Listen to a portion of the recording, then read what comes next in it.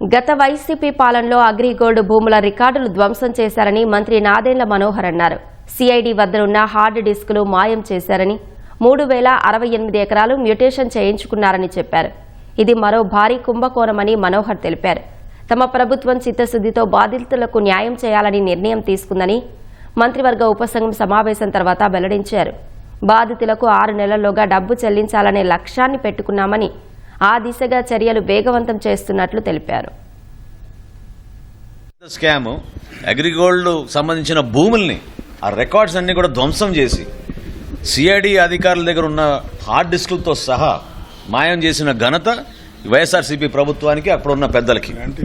So ఈ grant in ఎయిడ్లో కూడా ఎప్పుడైతే వీళ్ళు లోతుగా వెళ్ళి చెక్ చేశారో ఆ డిపాజిట్స్కి ఎవరికైతే నిజమైన బెనిఫిషరీస్ ఉండాలో వాళ్ళు కాకుండా ఫిక్టీషియస్ అకౌంట్స్, దొంగ అకౌంట్లు ఏర్పాటు చేసి వాళ్ళు కూడా ఇవ్వడం జరిగింది.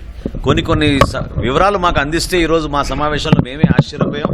జిల్లాల వారీగా చూస్తే చాలా బాధాకరమైన విషయం. పాపం పేద ప్రజలు వాళ్ళు వెసులుబాటు ప్రభుత్వం పైన నమ్మకంతో ఇటువంటి కార్యక్రమం ద్వారా వాళ్ళకి డబ్బులు వస్తాయని వాళ్ళు ఎదురు చూస్తే 5 సంవత్సరాలు వీళ్ళు నిర్వీర్యం చేసి దాదాపు ఇప్పటికీ 12 సంవత్సరాలు పోరాటం చేస్తున్నారు మన అగ్రిగోల్డ్ బాధితులు. స్పష్టమైన ఆలోచనతో ప్రతి 15 రోజులకు ఒకసారి మా గ్రూప్ ఆఫ్ మినిస్టర్స్ కలిసి 6 నెలల్లోపే దీనికి పూర్తి పరిష్కారం జరిగే విధంగా స్పెషల్ కోర్టు కూడా మనం ఏర్పాటు చేసుకునే దిశగా ముందుకు వెళ్తున్నామని ఈ సందర్భంగా మీకు తెలుసుకోండి.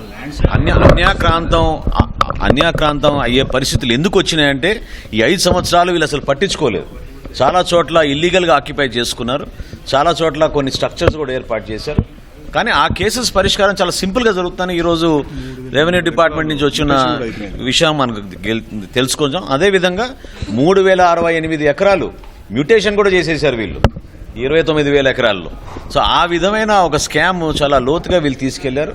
తప్పకుండా వీటన్నిటికీ కూడా ఒక ప్రొఫెషనల్ విధానంలో ముందుకెళ్లి అతి త్వరలోనే మేము పరిష్కారం చేస్తాం.